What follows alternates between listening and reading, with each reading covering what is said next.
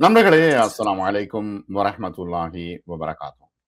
இன்று ஒரு முக்கியமான விடயம் தொடர்பாக நாம் அப்துல்லா முஃப்தியோடு பேச இருக்கின்றோம். தொடர்ச்சியாக பல விடயங்களை மார்க்க விடயங்களை அப்துல்லா முஃப்தியோடு பேசிக் கொண்டிருக்கின்றோம்.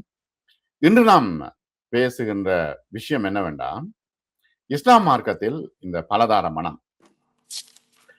இஸ்லாம் மார்க்கத்தில் பலதார மனத்திற்கு அனுமதி வழங்கப்பட்டதன் அடிப்படை நோக்கம், குர்ஆன் ஹதீஸின் அடிப்படையில் பலதார மனத்திற்கு விதிக்கப்பட்ட நிபந்தனைகள், பலதார மனம் கட்டாயமா அல்லது சில சூழ்நிலைகளில் மட்டுமே அனுமதிக்கப்பட்டதா என்று பல கேள்விகள் இருக்கின்றன. இது எவ்வாறு இதை என்னன்னா, இப்ப தாரிக் மசூத் முஃப்தி பாகிஸ்தான்ல வந்து பலதார மனத்தை நிறைய கம்பைன் பண்றார்.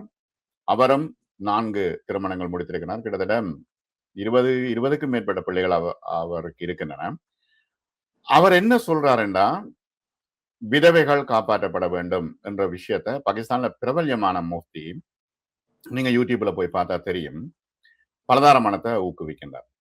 மலேசியாவில் பலதார மனம் தொடர்பாக ஒரு விஷயத்தை நான் பார்த்தேன். என்னன்னா, ஒபேடியன் வைஃப் என்ற ஒரு குரூப் ஒன்று இருக்குது மலேசியாவில்.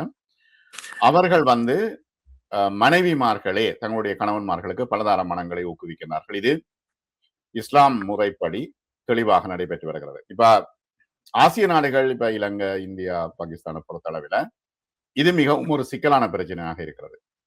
இந்த பிரச்சனைகள் தொடர்பாக ஒரு தெளிவான விளக்கத்தை பெற வேண்டும் என்பதற்காகவே அப்துல்லா முஃப்தியோடு வந்து நாம் இந்த விடயங்கள் தொடர்பாக உரையாடலாம் என்று இருக்கின்றேன். பல நாட்களாக பல கேள்விகள் என்னிடம் இருக்கின்றன. அது தொடர்பாக இன்று நாம் பேசுவோம். அஸ்ஸலாமு அலைக்கும் வரஹ்மத்துல்லாஹி வபரகாத்துஹு. சரி, என்ன விஷயம் என்றால், முதல்ல நான் கேட்கிற கேள்வி, இது கொஞ்சம் சிக்கலானது இல்ல, ஆனா அப்படி சிக்கலாக்கி கொண்டிருக்கின்றார்கள் பலர் என்பது ஒரு முக்கியமான ஒரு விஷயத்தோட, இப்ப இஸ்லாத்துல வந்து பலதார மனத்திற்கு அனுமதி வழங்கப்பட்டதன் அடிப்படை நோக்கம் என்ன?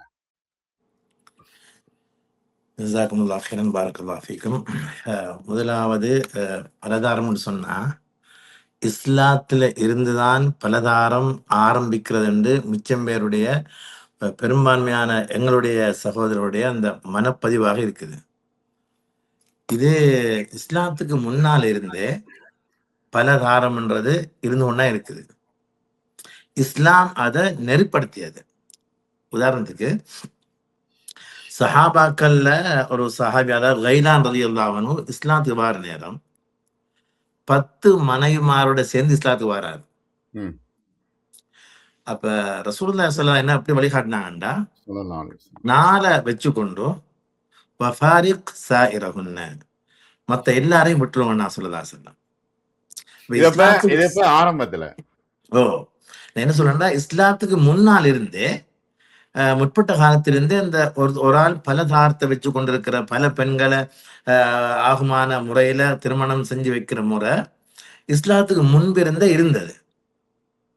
நம்ம இஸ்லாம் என்ன செஞ்சோம்னு சொன்னா, அதை நெறிப்படுத்தி ஒரு முறையாக்கி சரியா செய்யற அமைப்புல இஸ்லாம் 4க்கு அனுமதி கொடுத்திருக்கு. 4க்கு. அப்ப இந்த சாபி இஸ்லாத்து வரக்குள்ள 10 பேரோட வந்தாரு, 10 மனைவிமாரோட சொன்னா, 4 வச்சுக்கொள்ளுங்க, மத்த எல்லாரும் விட்டுருவோம் நான் சொல்லதா சொன்னேன். அப்ப இஸ்லாம் தான் பலதாரத்தை உலகத்தை அறிமுகப்படுத்தின விஷயம் இல்லை. பலதாரம்ன்றது மனித இயற்பிலேயே தேவைப்பாடுற மனிதனுடைய இயற்கையான தேவைப்பாடோடு சம்பந்தப்பட்டதுதான் பல மனைவிகள் என்ற விஷயம். அது எங்களுக்கு ஏன் பிரச்சனை வருதுன்னா, நாங்க குறிப்பாக தமிழ் பேசக்கூடிய ஆட்கள் வாழ்ற கலாச்சாரம் இருக்குதானே, வித்தியாசமான கலாச்சார சிறைச்சாலைக்குள்ள நாங்க இருக்கிறோம். அந்த சிறைச்சாலைக்கு உள்ளால இருந்து கொண்டு பார்க்கிறோமே தவிர, இஸ்லாத்துக்குள்ளால இஸ்லாமிய வட்டாரத்துக்குள்ள அந்த பார்க்கக்குள்ள இது பெரிய ஒரு தலைப்பாக எடுத்து உணர்த்தப்பட வேண்டிய ஒரு தலைப்பொண்டு இல்லை இது. அப்ப என்ன செய்யறாங்கன்னா, அவர் இஸ்லாத்துக்கு வந்த பிறகு 4 எடுத்துக்கொண்டு மத்தவங்க விடுறாரு. இந்த முறைப்படி இஸ்லாத்துல 4 அனுமதிக்கப்பட்டது. 4ன்றது பலதாரம் என்ற விஷயம் வந்து அனுமதிக்கப்பட்ட விஷயமே இல்லாமல் கட்டாயப்படுத்தப்பட்டதோ சுன்னத்தாகப்பட்டதோ இல்லை. இதனால என்ன பிரச்சனைன்னா, இந்த இதற்கு பின்னால நோக்கங்கள் இருக்கு, சில நோக்கங்கள். அந்த நோக்கங்களை இன்றைக்கு நாங்க உலக மட்டத்துல பார்க்கக்குள்ள பல தேவைப்பாடு இருக்குது. நாங்க இந்த பொதுவா இந்த திருமணம் பலதாரம் வரக்குள்ள ஒரு பக்கம் தான் நாங்க பாக்குறது, அடுத்த பக்கம் பாக்குறது இல்ல. அதாவது நான் ஒரு மனைவியோட வாழ்ந்து கொண்டு ஒருத்தர் இருக்கிறாரு, அந்த மனைவி விரும்ப மாட்டா, மனைவியோட குடும்பம் விரும்ப மாட்டார்கள், சமூகம் விரும்பாது, கலாச்சாரம் விரும்பாது என்ற பயத்துல அந்த அந்த சிந்தனைக்குள்ளால் அகப்பட்டு அதுக்குள்ளால கடந்து திருமணம் செய்யற ஆட்கள் வந்து பயந்து பயந்து சொல்றதா இருந்தா துர்நடத்தையில போற ஒருவருக்கு வராத பயம் இந்த ஹலால செய்யற ஆட்களுக்கு வரது நான் பாக்குறேன். அப்ப ஒருவர் வந்து பயமில்லாம சில பாவங்களை செய்வாரு, இத வந்து ஊர் தெரிஞ்சிடக்கூடாது, நண்பனுக்கு தெரிஞ்சிடக்கூடாது, நானா தம்பி தாத்தா தங்கச்சி குடும்பம்னு வந்தா இப்ப யாருக்குமே தெரியாம வாழணும்ன்ற ஒரு பெரிய சங்கடத்தோட இந்த அழகான ஒரு ஹலாலான விஷயத்த அவர் முன்னெடுக்கிறது நாங்க பாக்குறோம். அதான் இப்ப ஹராத்துல போறதுக்கு எல்லா வகையான தைரியமும் இருக்குது, ஹலாலுக்கு இவ்வளவு பெரிய பயம் இருக்கு, அதானே நீங்க சொல்ல வரீங்க? அதுக்கு காரணம் என்னன்னா, முதலாவது எங்களோட சமூகம் இஸ்லாத்தை சரியாக விளங்காத ஒரு காரணம். இந்த சின்ன பருவத்திலேருந்து இஸ்லாத்தை சொல்லி கொடுத்தா அவங்களுக்கு அது பாரமா இருக்காது. அப்ப உதாரணம் எடுத்தோம்னா பாகிஸ்தான் எடுங்களேன், அரபு நாடு எடுப்ப, மிடில் ஈஸ்ட் எடுத்துக்கொண்டா அங்க பலதாரம் என்ற ஒரு ஒரு தலைப்பு இல்லை அவங்கள்ட்ட. ஏன்னா அது வந்து வாழ்க்கையோட வாழ்க்கையா இணைஞ்ச ஒரு விஷயம். 1-2 விஷயம் தான் அது. இப்ப அதே போல உதாரணத்துக்கு பாகிஸ்தான் பார்த்தோம்னா பல உலகத்தாண்டிக்கு எல்லா நாடுகள்லையும் போய் அந்தந்த நாடுகள்ல போய் முதலாவது வேலை என்ன செய்வாங்கன்னா கல்யாணம் முடிப்பாங்க, அடுத்த பள்ளியை கட்டி கொள்வாங்க. இஸ்லாம் பரவுறதுக்குரிய காரணத்துல இவங்க அதை சரியாக பாவிச்ச ஒரு ஒரு பகுதி ஒன்றும் இருக்குது.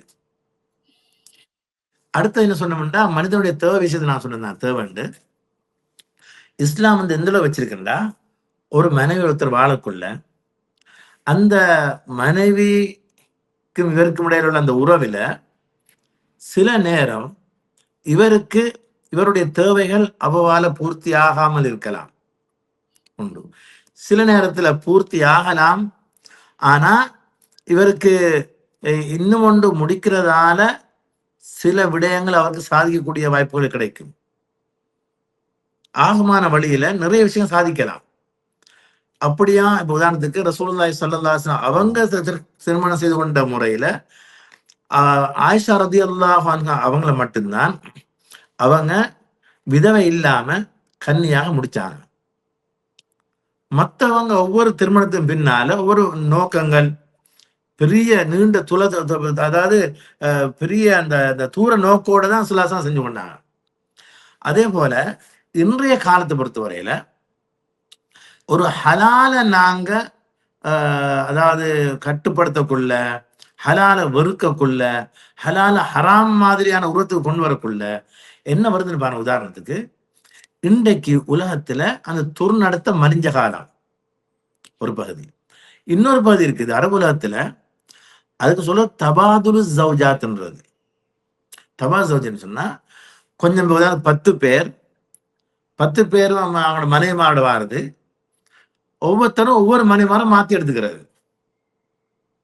இப்படியான சீர்கேட்டுல உச்சகட்ட சீர்கேடு வாரதுக்குரிய காரணம் ஆகமான பாதையை நாங்க லொக் பண்ணி வச்சுட்டு மூடி வச்சுட்டு இருக்கிறதால இப்படியான வழிகள் எல்லாம் தடுக்கப்பட்டு கலாச்சாரம் மாறி பிள்ளைகள் பிறப்பு நிறைய பின்னணிக்கு நாம தள்ளப்படுறோம். இதனால முதலாவது எங்கட சமூகத்துக்கு ஆரம்பத்திலிருந்து சொல்லிக் கொடுக்க வேண்டிய தேவைப்பாடு இருக்குது. இது ஹலால், ஒரு ஆண் முடிச்சா பெண்கள் மனைவிமார் வந்து முடிச்சான்னு தெரிஞ்சிட்டோம்னு சொன்னா நான் பிரச்சனைப்படுத்தக்கூடாது. இப்ப இலங்கையுடைய சூழலை பார்த்தோம்னா ஒருத்தர் 2வது திருமணம் முடிச்சிட்டாருண்டா முதலாவது மனைவிக்கிறார் தானே, அவ அதை பொறுத்து கொண்டு வாழக்கூடிய அமைப்புல கொஞ்சம் இருப்பா. அவ சுத்தி உள்ள சூழல் ஒன்று இருக்கும். அவங்க எல்லாரும் சேர்ந்து இவ கொஞ்சம் அதாவது உசுப்பேத்தி இவ டிவோர்ஸ் ஆக்கி அந்தரங்கத்துல கைவிட்டுட்டு கைகட்டி பார்க்கிற சூழல் தான் இலங்கையில பெரும்பாலும் தென்படுது. சரி, இதுல வந்து குரான் ஹதீஸ் அடிப்படையில பலதார மனத்துக்கு விதிக்கப்பட்ட நிபந்தனைகள் என்ன? பொதுவாக பலதாரம் என்று மட்டுமில்ல, ஒருத்தர் திருமணம் முடிக்க வாராருண்டா அவர்கிட்ட இருக்க வேண்டிய அடிப்படையான சில விஷயம். முதலாவது விஷயம் என்னன்னா நஃபகா, சுக்னா, கிஸ்வான்னு சொல்றது. இந்த 3 விடயம் அப்படின்னா, நாளாந்தம் ஒரு மனைவிக்கு செலவழிக்க வேண்டிய செலவுன்னு அவர்ட்ட இருக்கணும். 2வது மனைவிய தங்க வைக்கிறதுக்குரிய ஏற்பாடு. அது சொந்த வீடா இருக்கலாம், கூலி வீடா இருக்கலாம். ஏதோ ஏற்பாடா அவர்ட்ட இருக்கும். 3வது அவருடைய ஆடை, உடுப்பு வாங்கி குடுக்குற விஷயம் இருக்குது. சில நேரத்துல ஒரு வருஷத்துல 2 முறை இல்லாட்டி 3 முறை தேவைக்கு என்ன செய்யலாம்? உடுப்புகள வாங்கி குடுக்கலாம். சரி. இந்த 3க்கும் அவர்ட்ட வசதி ஒன்று இருந்தால், அவர் திருமணம் முடிக்கிறதுக்குரிய தகுதிக்கு வந்துருவாரு. இந்த 3 வசதியில சரியான ஒருத்தர் வசதி இல்லாட்டி, அவர் திருமணத்துக்கே வரக்கூடாது. அவர் நோன்பு பிடிச்சோண்டு இருக்கணும்.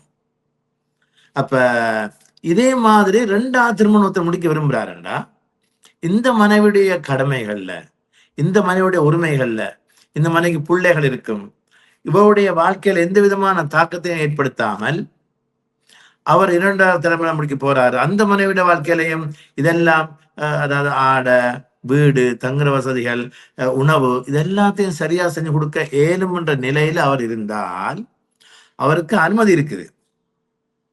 முடிங்கன்னு இஸ்லாம் சொல்ல இல்லை, அனுமதி இருக்குது. இப்ப அதுல குறிப்பான விஷயத்துக்கு குறிப்பிடுறதா இருந்தா, அவரு அங்க அவங்களுக்கு நேரம் கொடுக்குற மாதிரி இங்கால கொடுக்க வேண்டும், இவங்களுக்கு கொடுக்குற மாதிரி அங்க நேரத்தை சரியா கொடுக்க தெரியும். அந்த நேரத்தை சரியா கொடுக்க தெரிஞ்சிட்டாரு, மற்ற விடயங்களை சரியா செய்யறாருன்னு சொன்னா அவர் முடிக்கிறதுல பிரச்சனை ஒன்றும் இல்லை. சரி, இப்ப நீங்க சொன்னீங்க எல்லா மனைவிமார்களோடும் சமமாக நடந்து கொள்ள வேண்டும் என்று. இது எவ்வளவு தூரம் இது சாத்தியமாகுது? இதுலதானே மிகப்பெரிய சிக்கல் வந்து முடியுது. என்னன்னா, இதுல ஒருத்தரால சாத்தியப்படுத்த இயலாத நிலை ஒருத்தர் இருந்தால் அவர் வரக்கூடாது இந்த ஏரியாவுக்கு. என்ன அல்லாஹ் சொல்றான் ஃபைன் ஹிஃப்தும் அல்லா தாதிலு ஃபவாஹிதா. உங்களுக்கு சரியாக அவங்கள நீ சமாளிக்க இயலாதுன்னு நிலை உங்களுக்கு பயம் இருக்குதா, ஒன்றோட நிப்பாட்டிக் கொள்ளுங்க. இது குர்ஆன் ஆயத்து. ஓம் சூரத் நிசால 3வது வசனம். அந்த வசனத்தை ஓதுங்க. ஃபைன் ஹிஃப்தும் அல்லா ஃபன்கிஹு மா தாப லக்கும் மினன் நிசாஇ மஸ்னா வ சுலாஸ வ ருபா. நீங்க என்ன செய்யுங்கன்னா 3 2 2 முடியுங்கோ, 3 4 திருமணம் முடியுங்கோ, பிரச்சனை இல்லை. ஃபைன் ஹிஃப்தும் அல்லா தாதிலு ஃபவாஹிதா. உங்களுக்கு அவங்களுக்கு இடையில சரியான முறையில் நீதி நியாயமாக நடந்து கொள்ள இயலாதுன்ற அச்சம் இருந்தால் ஒன்றை வச்சுக் கொள்ளுங்க. அப்ப இதுல அல்லாஹ் தாலாவே குறிப்பிடுகிறான், இப்ப ஒன்றை வச்சு கொள்றதான் சிறந்தது என்று எடுத்துக்கொள்ளலாம். இல்ல, அப்படி எடுத்துக்கொள்ள இயலாது. ஏன்னா இந்த நிபந்தனைக்கு உட்படக்குள்ள ஒன்றோட இருக்கிறது தான் ஏற்றம். யாரு இந்த பேப்பரை நீங்க கேட்கக்குள்ள எனக்கு ஒரு விஷயம் விளங்குது. அந்த ஏரியாவில் கூடுதலா பேப்பர் ஆள் மாதிரியும் விளங்குது. என்ன பிரச்சனைண்டா, என்னால் அது இயலாது நான் நினைச்சோம்டா அந்த ஏரியாவுக்கு நான் வரக்கூடாது. ஏனென்றா அதோடைய பாரதூரம் பெருசு. கியாமத்துடைய நாளையில அவர் எப்படி வருவாருன்ற விஷயம் இருக்குது.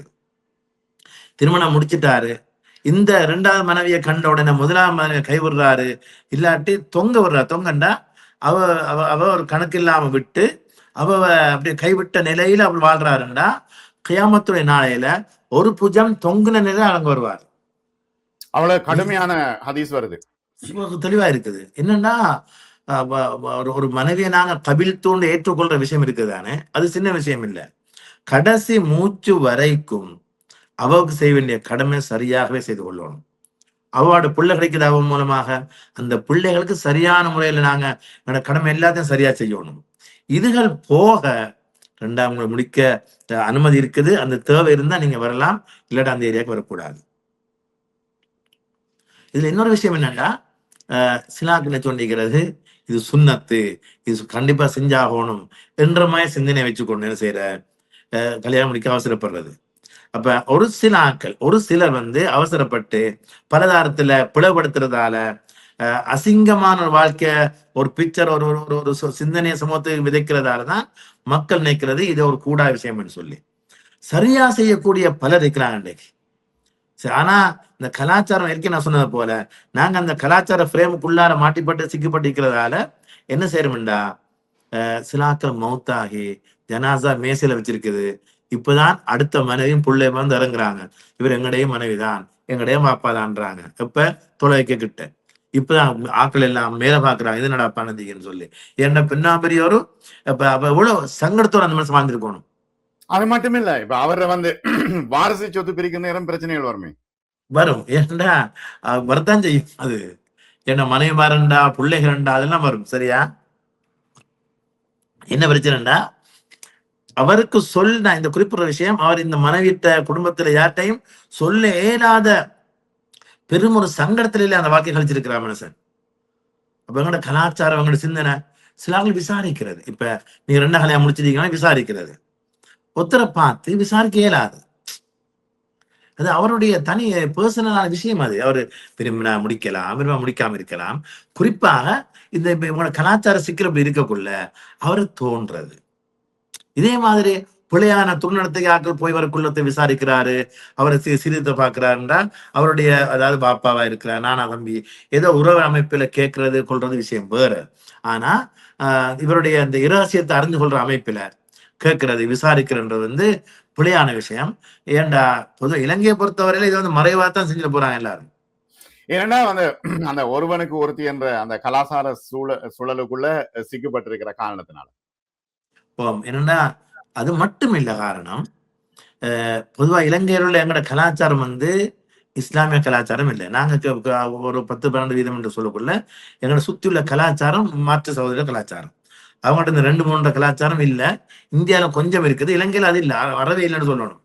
அது சொன்னாலே அவங்க என்ன செய்யாது, அது சமிக்காது. அந்த விஷயம் வந்து ஏற்றுக்கொள்ள மாட்டாங்க. அந்த ஏற்றுக்கொள்ள அவங்க அந்த இதுக்குள்ளால அவங்க இல்லை. அதனால இப்ப சட்டத்துல வந்து முதல் மனைவியின் சம்மதம் வேணுமா என்ற ஒரு கேள்வி இருக்குது. இப்ப 2வது 3வது கல்யாணத்துக்கு இல்ல, ஒரு இந்த மனைவிமான சம்பந்தமே தேவையில்லை, அப்படி விஷயம் உண்டே இல்லை. அரபு உலகத்துல சில நாடுகள் எப்படி நடக்குதுன்னா, இவருக்கு இவரோட தேவையாக உணர்ந்த உடனே அவவாக முதல் மனைவியை போய் என்ன செய்வான்டா, அடுத்த 2வது மனைவியை தேடுறது, பாக்குறது, அதுக்குள்ள அடுக்க பண்றது, எல்லா வேலையும் அவை பார்த்து செஞ்சு கொடுப்பாளா. நான் சொன்னேன் மலேசியால அப்படி ஒரு குடும்பம் ஒன்று இயங்கி கொண்டிருக்கேன். ஒரு குடும்பம் இல்லை, அவனோட கலாச்சாரத்துல சின்ன விஷயம். ஏன்டா மலேசியா, இந்தோனேஷியா இது மாதிரியான அந்த முஸ்லிம் நாடுகள்ல இதெல்லாம் பொதுவான விஷயமா இருக்கு. இப்போ நாங்க வாழக்கூடிய இந்த இந்த அதாவது மாற்று கலாச்சாரங்களோட சேர்ந்து வாழ்றது தானே, அந்த இடங்கள்ல அந்த கலாச்சாரத்துல தாக்கம் அந்த இடத்துல இருக்கு. இதுல இந்த பலதார மனம் அல்லது 2வது திருமணம் செய்யும் கணவர்ன்ற பொருளாதார மற்றும் குடும்ப பொறுப்புகள் மிக முக்கியமானவை. அநேகமானவர்கள் இதை தட்டி கழிக்கின்றார்கள் இல்லையா? இதுதான் இங்கதான் சிக்கல் வருது இல்லையா? திருமணம் முடிச்சிட்டு தட்டி கழிக்கிறாங்கன்னு சொல்றீங்களா? இல்ல இப்ப 2வது திருமணத்தை முடிக்கிறாங்க. அதுக்கு பிறகு வந்து இந்த பொருளாதார குடும்ப பொறுப்புகளை தட்டி கழிப்பதன் மூலமாகத்தான் சமூகத்துல பிரச்சனை வருது. என்ன பிரச்சனை, அதை நீங்க சொல்ல சரியான விஷயம். இது எல்லாரும் இது செய்யறல்ல, ஒரு சில ஆக்கள் விடுற இந்த பிழை சமூகத்துல அந்த ஒரு விஷயம் தான் ஹைலைட்டா வந்து மேல வந்து நிக்குது. ஏன்னா ஏற்கனவே மக்களை வெறுத்து கொண்டிருக்கிற காரணம் இப்படி குறை வந்த உடனே அதை பெருசுபடுத்தி என்ன செய்வாங்கன்னு சொன்னா, பாருங்க இவங்க எல்லாம் இப்படி நடந்து கொள்றாங்கன்னு சொல்லி எடுப்பாங்க. அதை இதை நாங்க அப்படியே விட்டுட்டு இன்னும் அடுத்த பக்கத்து நான் பார்க்க ஒரு பக்கம் தானே, இன்னொரு பெண்களோட பக்கத்தை நான் வந்து பார்க்கணும். பெண்களுடைய பக்கத்தை வந்து பார்த்தால் பெண்கள் இன்றைக்கு விதவைகள், தலாக் சொல்லப்பட்ட விவாகரத்து கொடுக்கப்பட்ட ஆக்கள், கல்யாணம் முடிக்க வயசு வந்து முடிக்க இயலாத வசதி வாய்ப்பு இல்லாத காரணத்தால பிற்போட்டப்பட்ட சமூகம், ரெண்டு பெரிய சமூகம் இலங்கையில எல்லா ஊர்லயும் இருக்குது. இந்த ஊர்ல இல்லைன்ற ஒரு ஊர் இல்லை. எந்த ஊரை பார்த்தாலும் ஏழ்மையால விடப்பட்ட சமூகம் ஒன்று இருக்கும், அல்லது விதவையாக்கப்பட்ட சமூகம் இருக்கும், கைவிடப்பட்ட பெரிய சமூகம் இருக்கும். இவர்களை நெறிப்படுத்துறதுக்குரிய மிக முக்கியமான ஒரு வழிதான் 2ஆம் திருமணம், 3ஆம் திருமணம். அவங்களை நெறிப்படுத்த தவறுனா ஒரு பெண் துர்நடத்தைக்கு போனா ஒரு சமூகமே பாலா போயிடும்.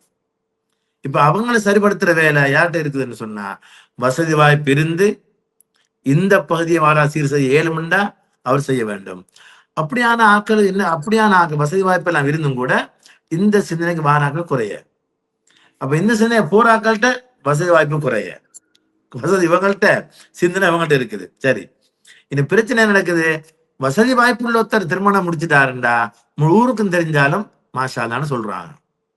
வசதி வாய்ப்பு இல்லாத திருமணம் முடிச்சுட்டா என்ன இவனுக்கு தேவையா இருக்கு, ஒன்று போதாதா என்றெல்லாம் சமூகம் கழிக்குது. அப்ப என்ன பிரச்சனைடா, சமூகம் மார்க்கம் எது என்று பார்க்கறது இல்லை, மார்க்கத்தை வச்சு தீர்ப்பளிக்கிறது இல்லை, ஆளை வச்சு பொருளாதாரத்தை வச்சு அவருடைய பணபலத்தை வச்சு தான் என்ன செய்யறாங்க, அவரை ஏற்றுக்கொள்றாங்க. இப்படியான சிக்கல் எல்லாத்தையும் விட்டுட்டு ஒரு சமூகத்தை, ஒரு ஊரை பாதுகாக்கணுமா, இந்த பகுதியை ஹலாலான முறையில அந்தந்த ஊர்ல உள்ள விதவைகள், கைவிடப்பட்டவர்கள், ஏழைகள், இவங்களுக்கு சரியான முறையில் சீதனத்தை எல்லாத்தையும் முழுமையாக ஒதுக்கி எந்த விதமான கொடுப்பனவு கேட்கறத வாங்குறது இல்லாத விட்டுட்டு இந்த வழியில வந்தாங்கன்னு சொன்னால் இந்த கலாச்சாரத்தையும் பாதுகாக்கலாம், பெண்களையும் பாதுகாக்கலாம், வாழ்க்கை சரியா அமையும். அடுத்த யூசுப் முஃப்தி ஒரு முறை சொல்லியிருந்தார் என்னன்னா, கிட்டத்தட்ட 2 வருடம் 3 வருடம் திருமணம் முடித்தவர்கள் தலாக் வீதம் இலங்கையில கிட்டத்தட்ட 30% அதிகமாக இருக்குதுன்னு சொல்லியிருந்தார். இது பெரிய ஒரு ஆபத்தான ஒரு சூழ்நிலையே. இது எங்க போய் முடிய போகுது?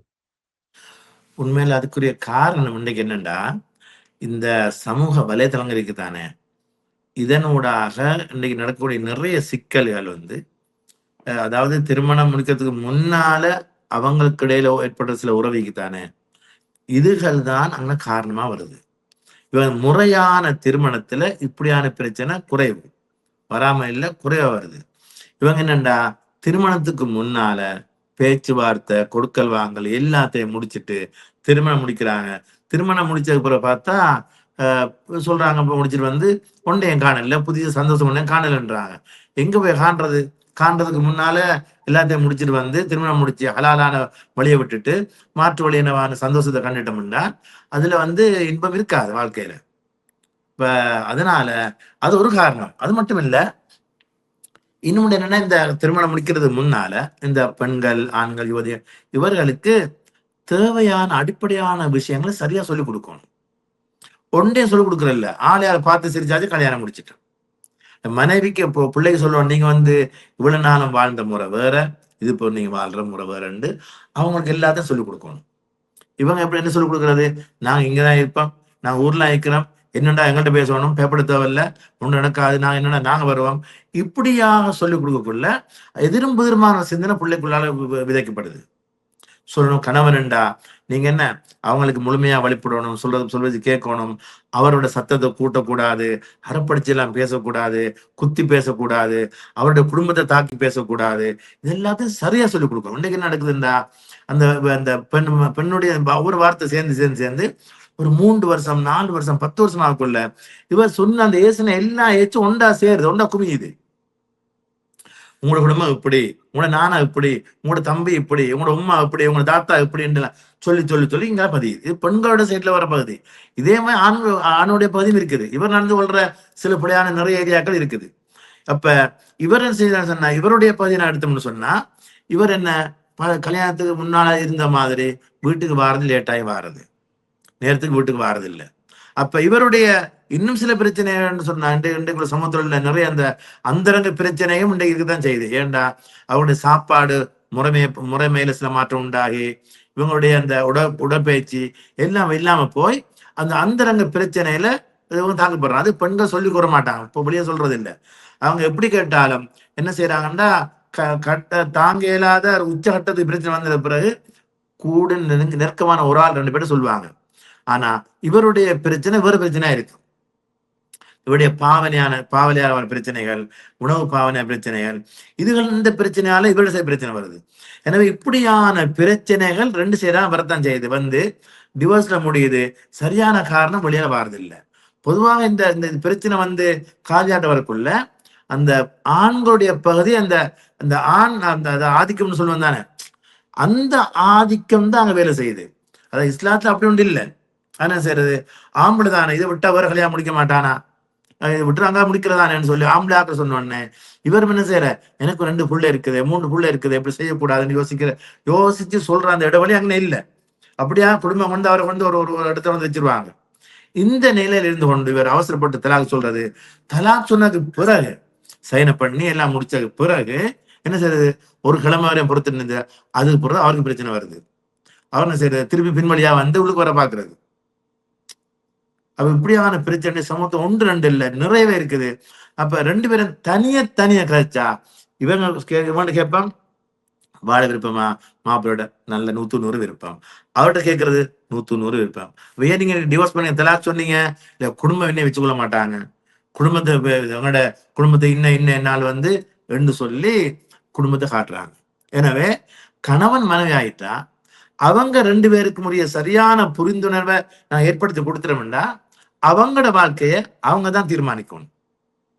மூன்றாம் தரப்பு அந்த தீர்மானம் எப்ப வருமோ அன்றைக்கு என்ன செய்யும், பிரிவுல போய் முடியும். இதனால தங்கட வாழ்க்கைக்குள்ளால வேற ஆக்களை கொண்டு போகாத உள்ளால வாரதை தவிர்த்தாங்கன்னு சொன்னா பிரச்சனையை குறைக்கலாம், டிவோர்ஸையும் குறைக்கலாம். இப்ப இதுல வந்து பலதார மனம் இருக்குதானே, 2வதோ 3வதோ திருமணம் வந்து பெண்களின் உரிமைகளை பாதிக்கிறதாக ஒரு குரல்கள் எழுகின்றன. இஸ்லாம் இதற்கு என்ன பதில சொல்லுது? இந்த பெண்கள் உரிமைகளை பெண்களுடைய உரிமைகளை பாதிக்கிறதா? எந்த உரிமையை பாதிக்குது? ஓகே, இது ஒரு முக்கியமான ஒரு விஷயம் என்னன்னா, இப்ப முதலாவது திருமணம் முடித்த பெண்ணின் உரிமையை பாதிக்கிறது என்ற குரல்கள் எழுகின்றன. சரி, இதுக்கு என்ன பதில்? இல்ல நான் சொன்னா பாதிக்கப்படுற உரிமையை சொல்லணும், சொன்னா பதில் சொல்லலாம். இல்ல இப்ப எல்லாம் தானே. இப்ப அவர்களுக்கான அந்த தனிமைத்துவம் பாதிக்கப்படுகிறது. அவர்களுக்கான பொருளாதார ரீதியாக பாதிக்கப்படுகிறது. பிள்ளைகள் வந்து அலக்கழிக்கப்படுகின்றார்கள். பிள்ளைகளை வந்து 2ஆம் கல்யாணம் முடிச்ச உடனே புருஷன்மார் கவனிக்காம இருக்கிற சூழ்நிலை இருக்கிறது. ஆகவே அந்த உரிமைகள் பாதிக்கப்படுது தானே. இந்த பிரச்சனைடா இந்த கடமைகளை சரியா தான் ஆரம்பத்தை சொன்னோம். இவட பணத்துல பாதிப்புன்றது விஷயம் குறை. ஏண்டா இவ சரியாக செலவழிக்க வேண்டிய முறையில அவ செலவழிச்சு கொண்டிருந்தால் பணத்துல பிரச்சனை இல்லை. ஏண்டா இவர் என்னத்தை எவ்வளவு செலவழிக்கிறாரோ, எப்படி செலவழிக்கிறாரோ அதை குறை செய்யக்கூடாது. உண்டு. இரண்டாவது பிள்ளைகள், அந்தந்த பிள்ளைகளுக்குரிய அரவணைப்பும், அடுத்தது செலவனம், கல்வி, இதெல்லாத்தையும் சரியாக செய்து கொண்டிருக்க இப்ப செய்துன்னு போறாருன்னா இதெல்லாம் சரியா செஞ்சு கொண்டு போறாருதான் அந்த விஷயம். இதுல குறைபாடு செய்யற அமைப்பு இருந்தா அவரை இஸ்லாம் சொல்லல, வழிகாட்ட இல்லை, அனுமதிக்க இயலாத அவரை. ஏண்டா இவரால இன்னும் ஒரு பெண்ணுடைய வாழ்க்கை பழுதா போற வாய்ப்பு கூட இருக்குது, வாழ்க்கை சிதைஞ்சு போற வாழ்க்கை கூட இருக்குது. சமூகத்துல பொதுவான சிந்தனையில வந்து இப்படியான ஒரு சிலாக்க செய்யற வேலையால அது என்ன ஒரு அசிங்கமான உணர்வை ஒரு உருவத்தை ஏற்படுத்துது. அதெல்லாம் பொதுவான நான் தீர்மானிக்கிறோம் வந்து இஸ்லாத்துல சட்டத்தை, இஸ்லாத்துல என்ன சொல்லப்பட்டு அங்கிருந்தா வரணுமே இல்லாமல் சமூகத்துல சிலாக்க நடந்து பிள்ளையா நடந்து கொண்டு போறது அதை பார்த்துட்டு என்ன செய்யக்கூடாது, இஸ்லாத்தை இவங்களை பார்த்து நாங்க தீர்மானிக்கலாது. இதுல வந்து இந்த குழந்தைகளோட வளர்ப்பு, முதலாவது மனைவிக்கும் குழந்தை இருக்கும், 2வது மனைவிக்கும் குழந்தை இருக்கும், 3வது மனைவிக்கும் குழந்தை இருக்கும். இந்த குழந்தைகளுடைய வளர்ப்பு தொடர்பாக எவ்வளவு கவனம் செலுத்த வேண்டும்? பொதுவாக வந்து குழந்தை வளர்ப்பு தாய் ரகையெல்லாம் வரும். தாய் தான் குழந்தை வளர்க்கணும். கணவன் வந்து பகல் நேரம் அவர் சம்பாதிக்கிற நேரம், இரவு நேரம் மனைவி மக்கள் கொடுக்குற நேரம். அவ முதலாம் மனைவியோட அவர் இருக்கிறான்னு சொன்னா இந்த இரவை பிரிச்சு கொடுக்குற முறைப்படி இங்கேயும் அங்கேயும் வேணும் பிரிச்சு கொடுப்பார். 4 4, 3 3 2 பிரிச்சு கொடுக்குற முறை இருக்குது. முதலாம் திருமணம் முடிச்சு அந்த முடிச்ச பிறகு 2ஆம் திருமணம் முடிச்சதுக்கு பிறகு என்ன செய்வாருண்டா, அவ முடிச்சிட்டு விதவையா இருந்தா கிட்டத்தட்ட ஒரு 5 6 நாள் 7 நாள் கிட்ட அவவோட இருக்கணும். முடிக்காத பிள்ளையா இருந்தா, முடிச்ச பிள்ளையா இருந்தா தொடர்ந்து 3 நாள் அங்க இருக்கணும். அதுக்கு பிறகு சரிசமமா அந்த முரண்டு இருக்குது, சரிசமமாக இங்கே அங்கேயும் இருக்கணும். திருப்பி சொல்லுங்க, எனக்கு விளங்கல. என்னன்னா உதாரணத்துக்கு ஒருத்தர் வந்து 2ஆம் கல்யாணம் முடிக்கிறாரு, விதவையே முடிக்கிறார். விதவையை முடிக்கிறாருண்டா அந்த புள்ள வாழ்ந்த புள்ள தானே. அப்ப அந்த புள்ளைய முடிச்சாருண்டா இவர் வந்து மனைவி என்று சொல்லுங்க. சரி, பிடிச்ச மனைவியை முடிச்சாருன்னா அந்த மனைவியோட தொடர்ந்து என்ன செய்வாரு, 3 நாள் இருக்கணும். ஓகே, 3 நாள் இருக்கணும் தொடர்ந்து. அதுல முடிக்காத ஒரு பிள்ளைய கன்னியாக இருக்கிறத முடிக்கிறாருன்னு சொன்னா 7 நாள் தொடர்ந்து அங்கே இருப்பாரு. அதுக்கு பிறகு இங்கேயும் அங்கேயும் அவனோட என்ன செய்ய அவரு கொடுப்பாரு, ஒரு நாள் கொடுப்பாரு. அப்படியே அந்த 20 தான் இரவு கொடுப்பாரு. சரிதானே. பகல் நேரம் புள்ள வளர்ப்பு தான் கேட்டீங்க. பகல் நேரம் முழுக்க புள்ள வளர்ப்பு அந்தந்த தாயகெல்லாம் இருக்கு. இதுல வந்து ஆனா இவர் வந்து பொருளாதாரத்துல குறைவிடக் கூடாது. பொருளாதாரத்தை சம்பாத்தியத்தை கூட்டணும். அந்த இன்னொன்று இருக்கு இதுல வந்து அந்த இன்னொரு பகுதியை சொல்ல வந்து என்னன்னா, அதை முடிச்சுட்டு வருவோம். ஒருவர் வந்து பொதுவாக இலங்கையை பொறுத்தவரை ஒரு ஊர்ல தொழில் செய்வாங்க, தூர் ஏரியாவில். அங்கிருந்து ஒரு மாசம் ஒர்க்கு தான் இங்க வருவாருண்டா, அங்க ஒரு கல்யாணம் முடிக்கிறதுல சிரமம். அங்க இந்த ஊர்னா இங்க வர தேவையில்லை. ஏன்னா அங்கிருந்து வந்து போறது இவன் பழவி அவங்க அந்த பழகிட்டான்னு சொன்னா அவருக்கு தேவை மாசத்துக்கு 5 நாள் தான். அப்ப அவருக்கு 25 நாள் தேவைப்பாடு இருக்குது தானே, தொழிலும் இருக்குது. இப்ப என்ன செய்யணும், அவரு அந்த ஊர்ல முடிச்சு கொள்ளலாம். ஆனா முடிக்கக்குள்ள தொழில் முடிச்சு வரக்குள்ள அதே முடிச்சு வரையல கல்யாணத்தை, அப்படி முடிச்சு போயலாது. அந்த நியத்து வந்தா திருமணமே கூடாது, ஹராமா, செல்லுபடியாக திருமணம். ஓகே, முத்துவால போயிடும். ஒரு பிரச்சனை ஆயிடும். ம். ம். சரி. Okay, okay. ஃபைன். நீங்க இத சொல்லி முடிங்க. நான் மற்ற விஷயத்த கேட்கிறேன். அதான் சொன்ன வந்து சில ஆட்கள் வெளிநாட்டுல இருப்பாங்க, வெளியூர்ல இருப்பாங்க. அப்படி இருக்கிற ஆட்களுக்கு இத சரியாக பாவிக்கலாம்ன்ற நிலை இருந்தா தான் செய்யணும். அது இல்லாம திடீர்னு போகக்குள்ள விட்டுட்டு போனோனே, ஒரு ஊர்ல இருந்து அடுத்த ஊருக்கு, இல்லாட்டி ஒரு நாட்டுல இருந்து அடுத்த நாட்டுக்கு விட்டுட்டு போனோனே, பொம்பள ஒரு பக்கம், புள்ளை ஒரு பக்கம், ஃபோனை ஓட் பண்ணி வைக்கிறது, தொடர்பு இல்லைன்னு சொல்லி இப்படியான ஒரு ஒரு அசிங்கமான நிலையை ஏற்படுத்தக்கூடாது. கவனமாக அந்த தூர நோக்கோட சரியா செஞ்சு கொள்ளணும். இப்ப சில நாடுகள்ல வந்து பலதார மணம் சட்டப்படி தடை. ம். முஸ்லிம்கள் இதை எப்படி அணுகுகிறது என்ற ஒரு கேள்வி இருக்கு தானே. ஓ! இலங்கையில தடையா 2ஆம் கல்யாணம்? இல்ல ஓ! பொதுவாக முஸ்லிம்களுக்கு இல்ல. முஸ்லிம்களுடைய சட்டத்துக்குள்ள இருக்குது. ஓ! அது அந்த எம்எம்டிஏன்னு சொல்லும் தானே முஸ்லிம்களுடைய அந்த ம். தனியார் சட்டம் இருக்குதானே. அந்த ம். என்ன விவாகரத்து அந்த தனி சட்டம் இருக்குது. இப்ப அதுக்குள்ளார என்ன அனுமதிக்கு பிரச்சனை இல்ல. ஆனா அனுமதி இல்லாத நாட்டிலையும் எப்படி செஞ்சுட்டு செய்றாங்க என்றால், அவங்க வந்து அந்த உத்தியோகபூர்வமான அரசாங்க பதிவு இருக்குதானே, அதுல தான் அனுமதி இல்ல. ஓ! இப்ப சரி. இஸ்லாம் இப்ப அது சரிதான். இப்ப லிவ் இன் டுகெதர் மாதிரி வச்சிருக்கலாம். பட் முறைப்படி நிக்கா செய்யணும். தேவையான ஷாஹித வச்சுக்கொண்டு அ சொல்லிக் குடுத்தாங்கன்னா திருமணம் உண்டாயிரும். அனுப்புவாங்க. அடுத்தது வந்து இப்ப இளைஞர்களுக்கு வந்து பலதார மனம் தொடர்பாக இந்த இளைஞர்களுக்கு நீங்கள் சொல்ல விரும்புற அறிவுரை என்ன? முதலாவது இளைஞர்கள் வந்து 25 வயசு ஆகக்குறது முன்னால அவங்கள முதலாவது கல்யாணத்த முடியுங்க. முடிக்கணும். அது எப்படின்னா முதலாவது கல்யாணத்த சரியா முடிச்சு கொள்ளணும். முதலாவது உதாரணத்துக்கு அந்த முதலாவது கல்யாணத்த ஹலாலான அந்த பெண்ண பார்க்கக்குள்ள சரியான முறையாக பார்த்து பெண்ண தெரிவு செய்யணும். பெண்ண பார்க்கிறத படிக்கணும். பெண் பார்க்க முக்காவாசி பேர் தெரியாது இன்னைக்கு. பெண் பார்க்க தெரியாது. அவங்க ரோட்ல கண்டுட்டு, கிளாஸ்ல கண்டுட்டு, டியூஷன்ல கண்டுட்டு, ரோட்ல கண்டுட்டு கடைசி நம்பர குடுத்துட்டு முடிக்கிற கல்யாணத்த. அதுதான் நீங்க ஆரம்பம் சொன்னீங்க 3 மாசம் டிவோர்ஸ் ஆகுறேன்று. அப்ப முறையாக போனாத்தான் அந்த குடும்பம் அலசாத கல்யாணம் கல்யாணம் இல்ல. என்ன சொல்றது? ஆத்தி காய்ச்சாத கஞ்சியும், அலசி பார்க்காத கல்யாணம்னு சொல்றதுதானே. அப்ப அலசி பார்க்கணும். இஸ்லாம் சொல்லுது விசாரிக்கணும். இந்த ஆம்பளைய விசாரிக்க, பொம்பளைய விசாரிக்கணும். இந்த காலத்துல வந்து 2 சைட நல்லா விசாரிச்சு கொள்ளணும். பொண்ணுடைய தொடர்பாடல் யாரோட எனக்கு தெரிகிறது மாதிரி, ஆணுடைய தொடர்பாடல் தெரியணும். அவரோட சிந்தனை என்றது தெரியணும். சரியா தெரியும். திடீர்னு என்ன நடக்குது என்னண்டா, சில ஆட்கள் திருமணம் முடிக்கிறாங்க. அவசரத்த முடிக்கிறாங்க. முடிக்கக்குள்ள ஆள பார்த்தா மிச்சம் சந்தோஷமாக்கி கல்யாணம் முடிச்சிடுறாங்க. முடிச்சு ஒரு சில மாதம் கூட கழியல்ல என்ன செய்யறாரு? பொம்பளையோட வந்து நிர்பந்திக்கிறாரு. இந்த வீட்ட ஏண்ட பேர்ல எடுத்துறாடி டிவோர்ஸ் நான் விட்டு போறேன் என்றாரு. இப்ப அதை யோசிச்சு புள்ளையோட பாப்பா மௌத்தாகிறாரு. உம்மாக்கு என்ன செய்யணும் விளங்குது இல்ல. இப்படியான அதாவது நாங்க நாங்க பேச தலைப்புக்குள்ள ஒரு உலகம் இருக்குது. அவங்க கள நிலவரம் களம் சொல்ற கதை வேற கதையா இருக்குது. இதனால அலசி பார்த்து ஆறுதலா இஸ்லாம் என்ன சொல்லுதோ, பொண்ணை பாக்குறீங்களா நீங்க வந்து பணத்துக்காக, வம்சாவளிக்காக, அழகுக்காக எல்லாம் இருக்குது. ஆனா ஃபல்ஃபர் பிதாத்தித்தீன் மார்க்கம் உள்ள ஒரு பெண்ணை நீ பெற்றுக்கொண்டா அதை பெற்று நீ வெற்றி அடைஞ்சு கொள்வாயாக. மார்க்கம் வந்தா எல்லாத்தையும் சேர்த்து உள்ளடக்கிடும். மார்க்கம் இல்லாட்டி அந்த பெண்ணால வந்து நிறைய பிரச்சனை வரக்கூடிய வாய்ப்பு இருக்குது.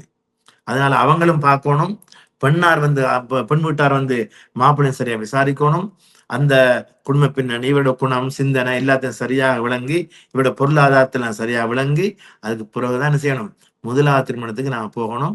முதலாவது திருமணத்தை சரியா போய் கொண்டிருக்கக்குள்ள அதுக்கு பிறகு அவர்களுடைய நிலைப்பாடு மாறும், கூடும் குறையும், பணம் வரும், தேவைப்பாடு வரும் போகும். அதை வச்சு என்ன செய்யலாம்? அவருக்கு அடுத்த கல்யாணத்தை அவர் முடிவு செய்யலாம். சரி. நாங்க இடையில ஒரு விஷயம் ஒண்ணு வந்துச்சு. நீங்க சொன்னீங்க போரிடத்துல திருமணம் முடிச்சுட்டு விட்டுட்டு வரக்கூடாதுன்னு சொல்லி. இந்த இது வந்து இவங்க செய்யற ஆகப்பெரிய ஒரு பிழையான பகுதி. இதால பாதிக்கப்படுறது இவரும் இவரோட கணவன் மனைவி இவர் 2 பேரும் பாதிக்கப்படுறதை விட அடுத்த தலைமுறை இவரோட பிள்ளைகள் இருக்கிறாங்களே இவர்கள் தான் ஆகப்பெரிய ஒரு பாதிப்புக்கு உள்ளாகிறாங்க. என்ன செய்யறாங்க? இப்படி விட்டுட்டு போகக்குள்ள அந்த பிள்ளைகளை என்ன செய்யணும் தெரியாம சரியான முறையில படிப்பை கொடுக்கறது இல்ல, சரியான முறையில வளர்க்க பிள்ளைகளுக்கு வாப்பாடு அம்மாவோட சேர்ந்து வளரணும், அந்த வளர்ப்பு இல்ல. இதெல்லாம் எல்லாம் போனோம்னு பிள்ளைகளை சின்ன வயசுல கல்யாணம் முடிச்சு கொடுக்க வேண்டிய நிர்பந்தம் அவருக்கு உண்டாகுது. எல்லாத்தையும் கரை சேர்த்து விட்டுட்டு இதாகிறாரு. அதுக்கு பிறகு ஆம்பளை பிள்ளைகள்னு சொல்றாங்க, பாப்பா எங்களை ஒழுங்கா வளர்க்கல, உம்மாவும் சொல்றா, அந்த பொம்பளை பிள்ளைன்னு சொல்றாங்க, வாப்பா எங்களை ஒழுங்கா வளர்த்து கரை சேர்க்க இல்லைன்னு. அந்த குறை விட்டா பெரிய பாவம். ஏன்னா இவரோட வாஜிப், இவரோட கடமை. பிள்ளைகள் வயசு வரும் வரைக்கும், வயசுக்கு வரும் வரைக்கும் சரியாக விளக்கணும் பிள்ளைய. என்ன சம்பாதிக்கிற முழுக்க பிள்ளைகளுக்காக, மனைவி மக்களுக்காக. அது சரியா அதுல புட விட்டாருண்டா இவருடைய சம்பாத்தியம் என்ன, இவருடைய வாழ்க்கை என்ன, இவருடைய நோக்கம் என்னன்னு நிறைய பிரச்சனை வந்துருமேக்குள்ளால. மிக நன்றி அப்துல்லா முஃப்தி. பல முக்கியமான தகவல்களை இன்று நாம் பகிர்ந்து கொண்டோம். மற்றும் ஒரு காணொளியில் நாம் சந்திப்போம். நன்றி உங்களுக்கு. அஸ்ஸலாமு அலைக்கும். வலைக்கும் அஸ்ஸலாம் வரஹ்மத்துல்லாஹி வபரகாத்துஹு.